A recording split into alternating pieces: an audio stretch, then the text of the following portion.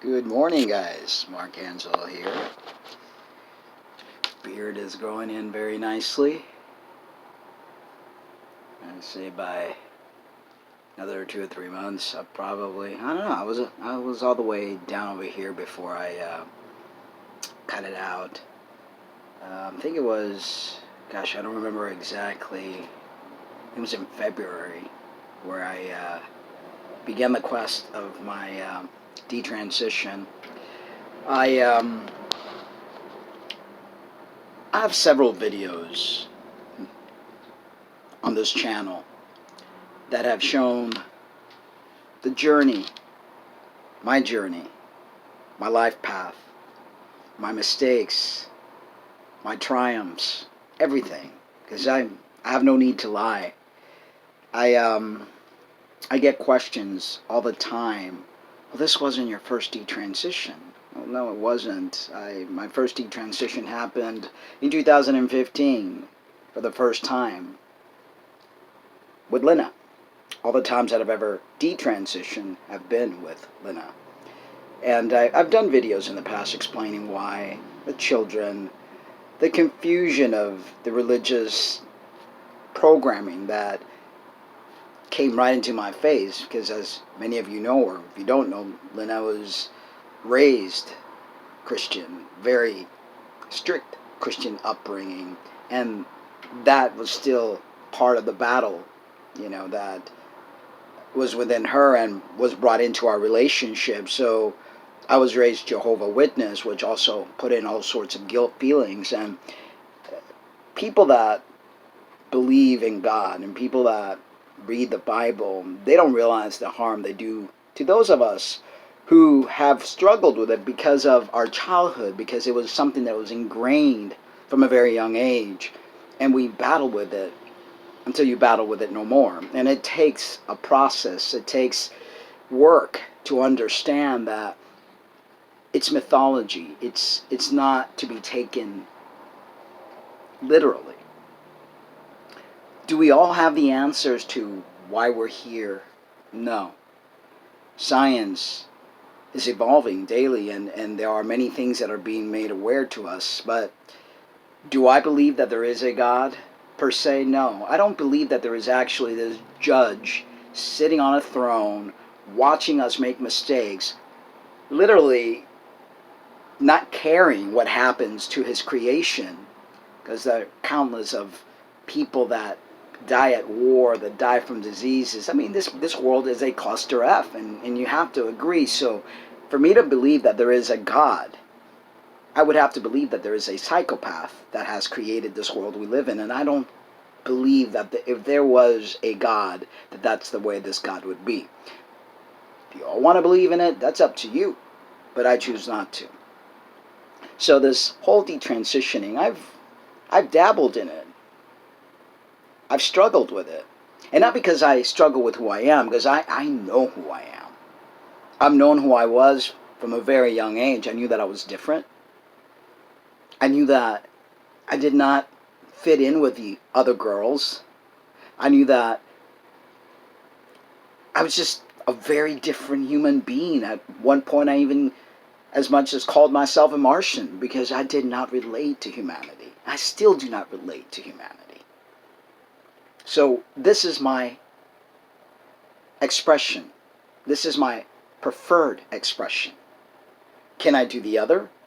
Yes. I've done the other, obviously, for many, many years prior to engaging in transitioning. When I went under the knife in 2003, I had a full hysterectomy and top surgery done at the same time at the Cleveland Clinic in Weston, Florida. I didn't care if I lived or died. I wanted it all out. When I found out about the transgender life, when I found out that there were people doing this, I didn't know prior to that, because I wasn't all into the internet. I was very busy. I had my own business. First time I found out that there was such a thing as an FTM was when I went to Key West with my ex-wife, Violet. And somebody asked me, because I was into bodybuilding and I was taking, all sorts of stuff to build my body. And they asked me if I was an FTM. I had never heard of that. So that was my first time. So when I found out that there was such a thing, I didn't want grass to grow under my feet. I went from 0 to 60. July of 2003, I found out. I started going on to therapy for 6 months. I scheduled my hysterectomy and top surgery for December. I had it done in December of 2003, December 23rd. I spent the holidays in a hospital. So the decision wasn't taken lightly. I knew that I wasn't getting any younger, so I knew I had to act fast because I did not want to have complications from surgery. I know how complications are. I am a healthcare provider, occupational therapist. I've worked in hospitals, nursing homes, assisted living facilities. I've worked in universities and medical pain clinics and things of that nature, so I know what the ramifications are. So anyway, no, it has not been my first detransition. I have been down this road since 2015. It took all those times, it took my life path to realize that I am not comfortable living as Maritza. There's too much pain involved living as Maritza. The awkwardness, the ridicule that I was provided by my own mother because I was not like the other girls. So for those mothers out there, that if your daughter doesn't fit the mold, don't make them feel any worse than they are, because you yourselves might be the one pushing them to want to transition so they could feel comfortable.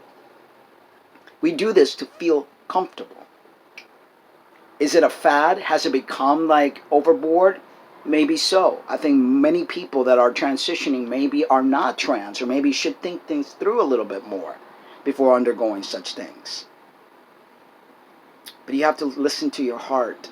You have to do a lot of soul searching and understand what it all entails.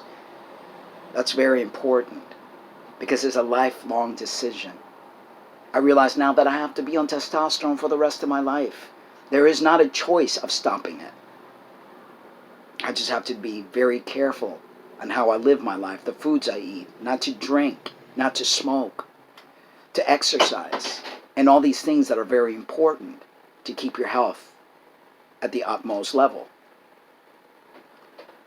So, it's not something to be taken lightly. I detransitioned not because I wasn't comfortable with me, but because the world wasn't comfortable with what I created, with what felt comfortable for me. And I realized that I had to cut complete ties with my family because it was always going to be a thing. It was always going to be a point of friction. So no friction, no family. Or no family, no friction. You know, that's the way it goes. And I'm okay with that. I've made peace with that. I don't believe in God. At one point, I considered myself spiritual in a sense that I thought that there was some sort of deity. But I can't choose the deity that I want. Therefore, I choose not to believe in any, because I cannot, for 1 minute, understand how a creator could create such a cluster F. And that's what this world has become. So there's something, and what the answer is exactly, I don't know. Could it be an alien race that came in here and experimented and we are a byproduct of that?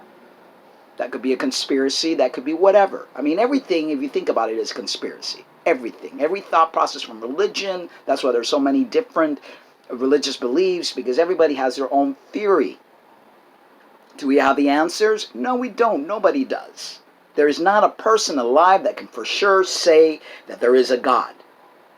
There isn't. There's not one person. We all are speculating.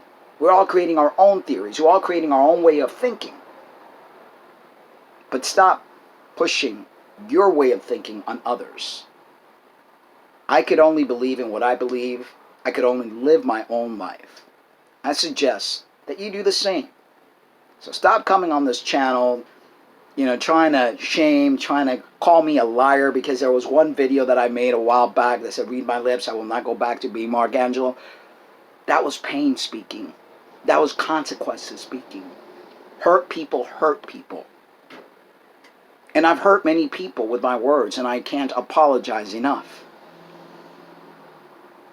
But we have to grow as individuals. And how we grow, that's up to us individually. And we all should give each other some room and some space to do so without judging. You want to believe in God? Have at it. I will never tell you what to believe or not to believe. That's on you. That's your life. That's your path. I'm living mine. And on that note, I hope you guys have a wonderful day. I love you, but remember to always love yourselves too. Bye-bye.